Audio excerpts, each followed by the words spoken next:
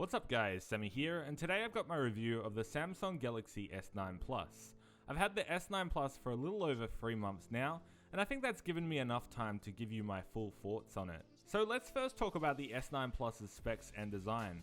I went with the Midnight Black 256GB version, and in this part of the world at least, it features the Exynos 9810 octa-core processor with 6GB of RAM, which provides excellent performance for day-to-day tasks. First thing you'll notice about the S9 and the S9 Plus is its front/back glass design, which feels quite nice in your hands, but the main problem here with this obviously is that it feels very slippery, and if you're like me, you'll want to find a protective case for your expensive device. If you were to drop your S9 or your S9 Plus, it's fair to say that it'd be an expensive repair. The S9 display itself at 6.2 inches features a resolution of 2960 by 1440 with its Super AMOLED display. I really love the display on this, and media viewing is really superb.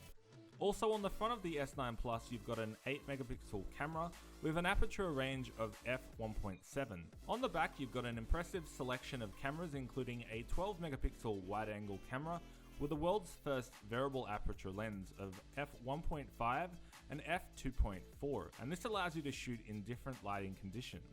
You've also got a 12 megapixel telephoto lens below the main camera, which allows for 2 times of optical zoom without degrading quality, and this is good if you can't get close to your subject. This allows for also controlled depth of field. It's a nice touch, but I never really use it, as I personally try to get as close to my subject as possible.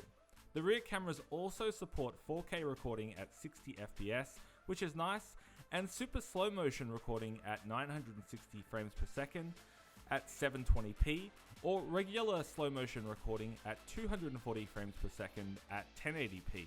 The S9 Plus features a 3500 mAh battery, and for my daily use, I'm able to comfortably use the phone for a full day of usage. But a full day of usage for me may not be the same as it is for you. Basic daily usage for me includes phone calls, using WhatsApp Messenger, watching a few videos on YouTube, and checking social and emails. It would have been nice to have seen at least a 4000 mAh battery, but we'll have to see, maybe the S10. Something I tend to use on a daily basis though is wireless charging, and I purchased Samsung's fast wireless charger, where it charges at nearly the same rate of speed as you would for USB Type-C. As I mentioned, the S9 and the S9 Plus feature USB Type-C connectivity, and I'm glad that we're now moving into this future. But it's also surprising to see that Samsung hasn't given up hope for the 3.5mm headphone port. The S9 and the S9 Plus also feature IP68 water resistance with up to 1.5 meters for up to 30 minutes fully submerged, and all ports are protected for this as well. The speakers on the S9 Plus sound really good, where a speaker is on the front and a downward firing speaker on the bottom. This gives you an impressive stereo-like sound, and it's nice to be able to comfortably use this for media playback and listening to music.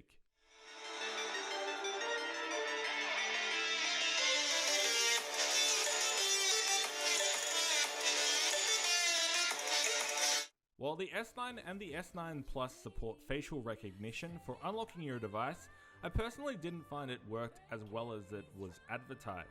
Especially for someone who wears glasses, it wasn't able to always pick up the details it required to unlock the device. This may be different though for someone who doesn't wear glasses, but I wouldn't rely on its facial recognition system. I did like the fingerprint sensor though on the back of the S9 Plus, where it recognized my finger straight away, and for that, it's my personal recommendation for security on the device. This year round, as usual, Samsung have their TouchWiz user interface, but it's not terrible. I still prefer Nova Launcher as my main UI, but some things can't be changed, so it's close enough to stock Android, and I don't have too many complaints about this. 960 frames per second slow motion is a cool feature that you might play with for a week or so, but getting it to capture what you want to be in slow motion is tricky, where it tries to detect motion. I'd rather just use it with the 240 frames per second at 1080p if I plan to do any type of slow motion recording. Other little things such as Samsung's AR emoji are a little gimmicky as competition towards Apple's Animoji, but I don't even really touch this feature, so it's not of importance to me. But overall, what are my thoughts on the S9 Plus, and would I recommend purchasing it in mid-2018? For a lot of people, buying a new phone is about the cameras. The S9 and the S9 provide exceptional quality for pictures and videos. Its display is up there with the rest, and while its display isn't completely bezel-less like some of the others making their way to the market, I don't think you'll be disappointed. Its water resistance gives you some peace of mind, and that some other newer Android phones don't offer puts the device into its own advantage as well. Personally, I think it's been a great purchase, and while it's an expensive purchase, I plan on using it for quite a while. At least over the last 3 months or so, the phone's performance has stayed the same, and I've enjoyed using it. Whether or not you need the S9 or the S9 Plus will come down to whether or not you need a slightly bigger display, slightly bigger battery, and that telephoto lens.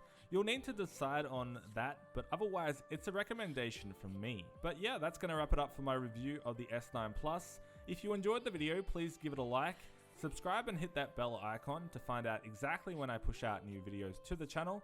Also, let me know what you think of the quality of the new lens that I've got. This is the Sigma 16mm f1.4, and yeah, would love to hear some feedback from that. But yeah, hope you guys have an awesome day, and I'll catch you in the next one. Peace.